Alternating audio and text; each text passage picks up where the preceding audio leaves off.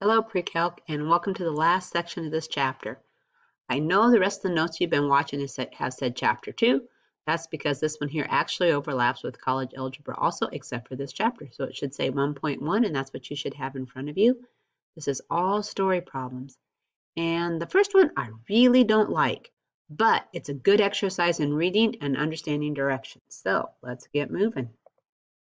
Okay, when you look here, we're going to construct functions with a verbal description. So we're going to work on story problems. We're going to construct functions from formulas. So this is the formulas you know, and then how do we use them to solve? Okay, this first one is actually not bad. So what do you know? So let's read. You chose between two texting plans. So I have a plan A, it says, and I have a plan B. Whoops. That was not good, huh? All right, let's get back to where we were. All right, so you got plan A and plan B. All right, plan A is a monthly fee of $15. So this one here costs 15 with a charge of 8 cents per text. So 8 cents per text. Okay, plan B, monthly fee of $3, the charge of 12 cents per text. Now, for how many text messages will the cost of the two plans be the same? This is not worded well, and if we were in person, I would expect you to answer me a question here. Like, how long am I looking at? And the answer should be two plans be the same, and then this should actually have said for 1 month. But if you're looking for a boss, they're not always clear, and they expect you to know what they mean or ask questions, so you do. So that's why that's in here. Okay, what we don't know is when they are the same, which means when are they equal? So how do I get plan A's money? So plan A, I'm going to pay 8 cents per text plus the $15 fee for the month. Plan B, excuse me, is going to be text, please stay, there we go. It's 12 cents per text, and it's going to cost me $3 a month. Equal means I'm going to set these two equal to each other. So 0.08t plus 15 equals 0.12t, 0.12t plus 3. So let's subtract the 8 over here. So I keep my numbers positive, and let's subtract the 3 over here. All right, when we do this, this is going to go away. I'm going to get 12 equals 0.04t. I'm going to divide by 0.04. I'm out of room. So t is going to equal 300. So at 300 texts, they are the same. So if you text a lot, it doesn't matter which plan you have. All right, let's go here. This one here is the one I do not like. But it's an exercise in reading well, which is very important on the ACTs. Okay, on a certain route, an airline carries 6,000 passengers. So I know I have 6,000 right here per month, each paying $200. So at the beginning, they pay $200. So I have 6,000 and it costs them $200. A market survey indicates that for $1 increase in ticket price, the airline will lose 100 passengers.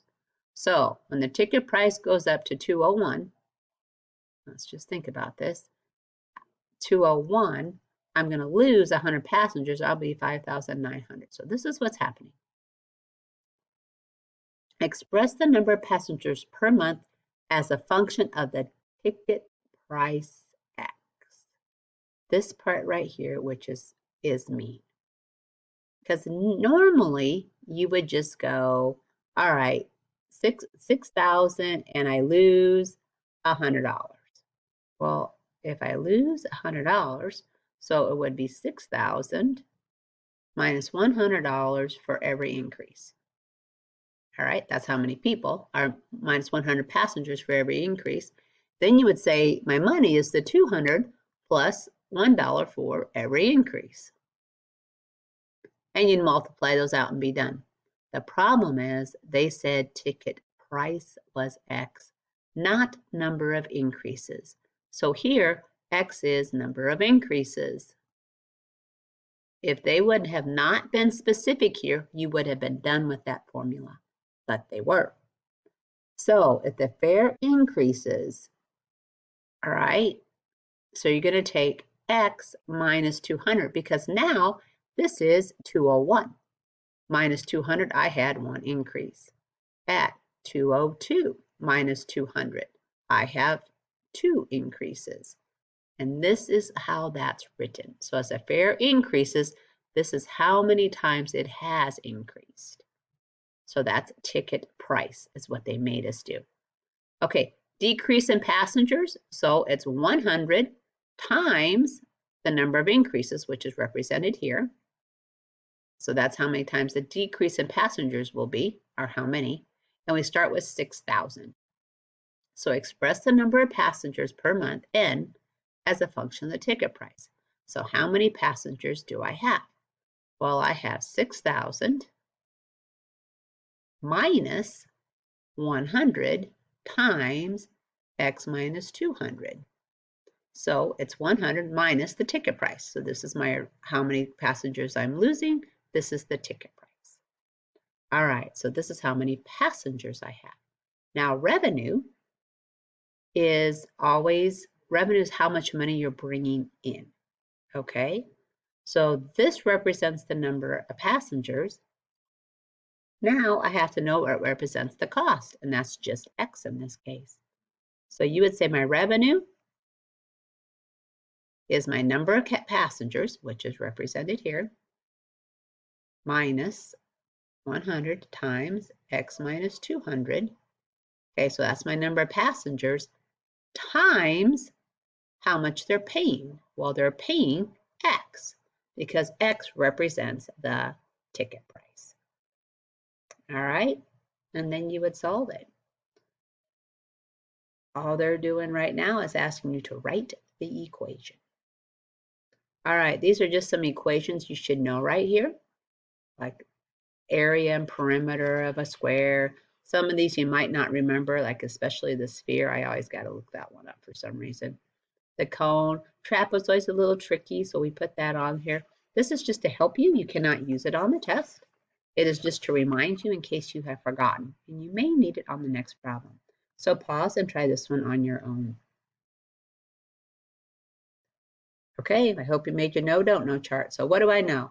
Machine produces an open box using a rectangular sheet of metal. So I got my rectangular sheet of metal. 15 inches by 8 inches. So I know it's 15 by 8. All right, so if I go over here to my picture, which they already drew for me, this length here is from this here to here.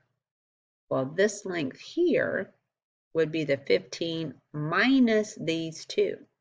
Well, those two are X. So this length here is 15 minus 2X. I hope you understand. So I know one side is going to be 15 minus 2X.